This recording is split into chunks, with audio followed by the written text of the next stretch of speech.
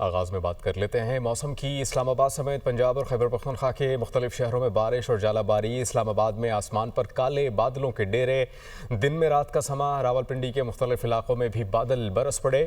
جڑواں شہروں میں بارش کا پانی گھروں میں داخل، متعدد نشیبی علاقے زیر آب آ گئے، سڑکوں پر پانی جمع۔ اسلام آباد میں بارش اور ژالہ باری سے بجلی کی فراہمی معطل، متعدد 11 kV کے فیڈرز پر فالٹ رپورٹ ہوا ہے۔ ترجمان کے مطابق آئسکو ریجن میں 11 kV کے فیڈرز ٹرپ کر گئے ہیں۔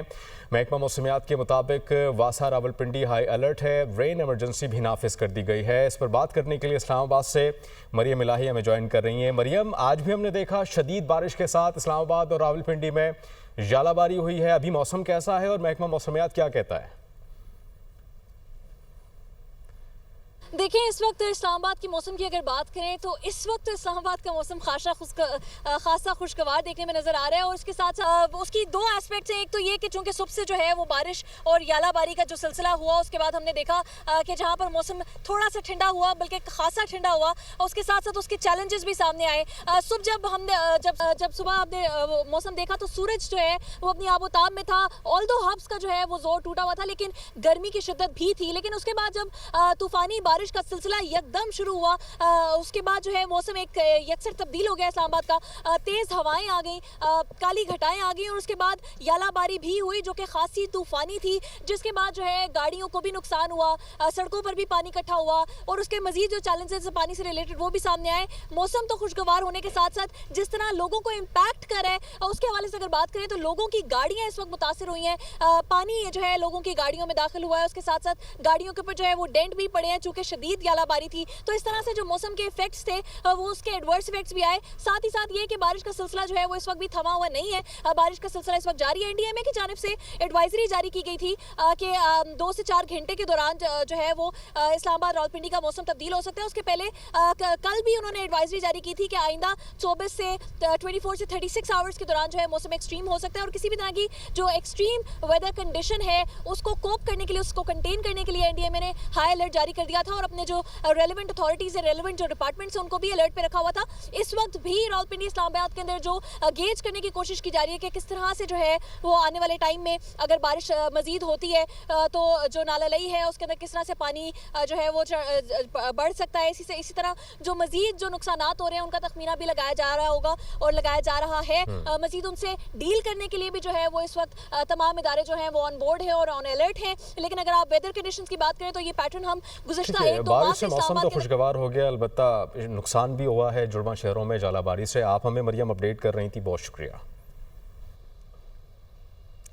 پشاور، نوشہرہ، مردان اور منگورہ سمیت خیبر پختونخوا کے مختلف علاقوں میں آندھی اور بارش، سوابی، اٹک اور خانپور ہزارہ میں تیز بارش کی وجہ سے گرمی کا زور ٹوٹ گیا۔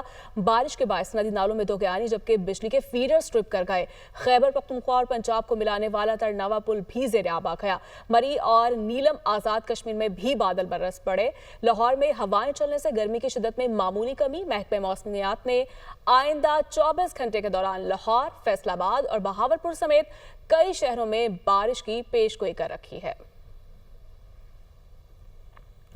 پشاور میں آندھی اور ہلکی بارش سے گرمی کی شدت میں کمی۔ محکمہ موسمیات نے آئندہ 24 گھنٹوں کے دوران خیبر پختونخوا کے بیشتر اضلاع میں گرج چمک اور آندھی طوفان کے ساتھ بارش کی پیش گوئی کی ہے۔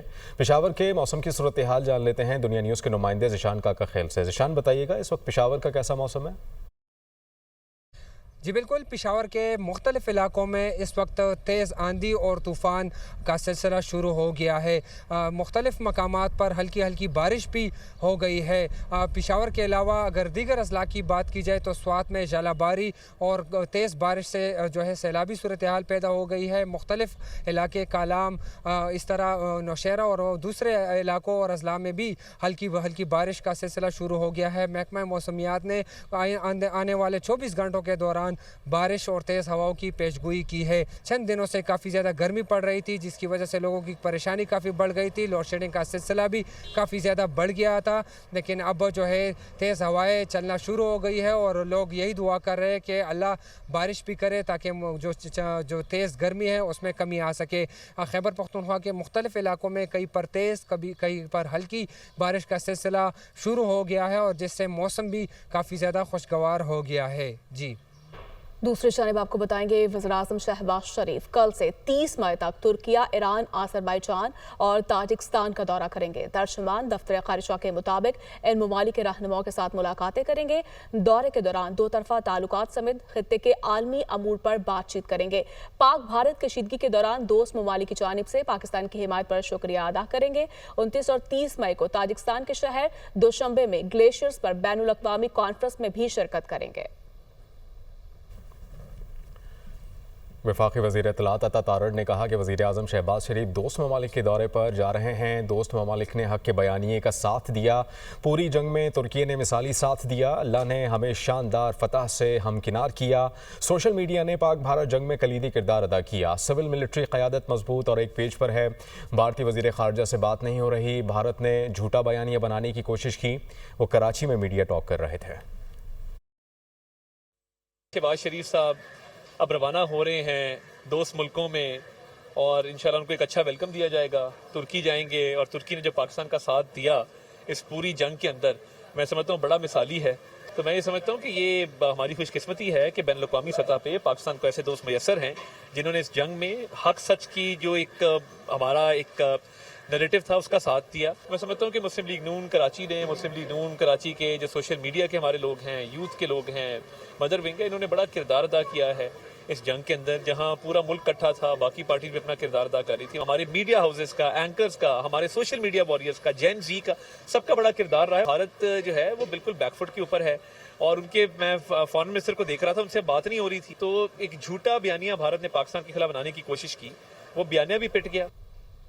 सलामती काउंसिल में मुसल्लह तनाज़ात में शहरियों के तहफ़्फ़ुज़ से मुतालिक बहस के दौरान भारत को पाकिस्तानी काउंसलर साइमा सलीम का मुंह तोड़ जवाब। भारत को पहलगाम हमले पर पाकिस्तान की आज़ाद तहकीकात की पेशकश को कबूल करना चाहिए था। पाकिस्तान का पानी रोकने की कोशिश की गई, पानी जंग का हथियार नहीं है। भारत कश्मीरी अवाम की आज़ादी की जदोजहद को दुबाने में मसरूफ़ है। खुजदार में स्कूल बस पर हमले में मासूम बच्चों की जानें गईं। भारत अपना हमसाया बनना चाहता है तो रियासती दहशतगर्दी बंद करे।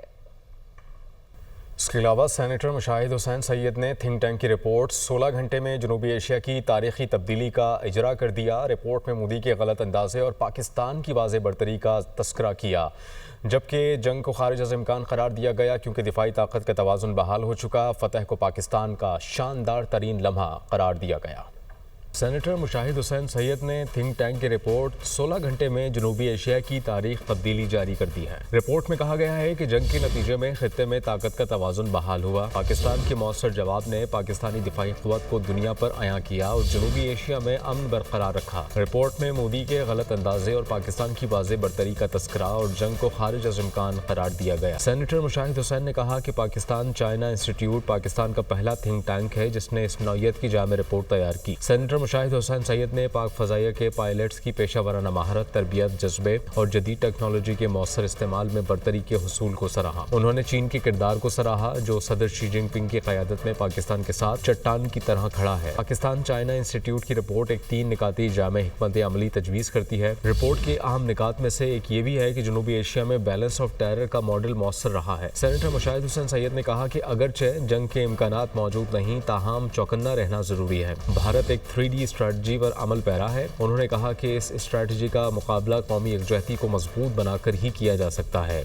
जो आज नजर आ रही है। अच्छी सफात पर मुश्तमिल इस रिपोर्ट में पहलगाम दहशतगर्दी के हमले के बाद से अब तक के वाक़यात की टाइमलाइन भी फराहम की गई है। रिपोर्ट में पाक हिंद कशीदगी पर बैनुल-अक़वामी आरा शामिल की गई है। मुशाहिद हुसैन ने कहा कि हक़ाइक़ और सच्चाई पर मबनी शानदार रिपोर्टिंग की और यही वजह है कि पाकिस्तानी मीडिया की साख को मुल्क और बैरून मुल्क तस्लीम और सराहा जाता है।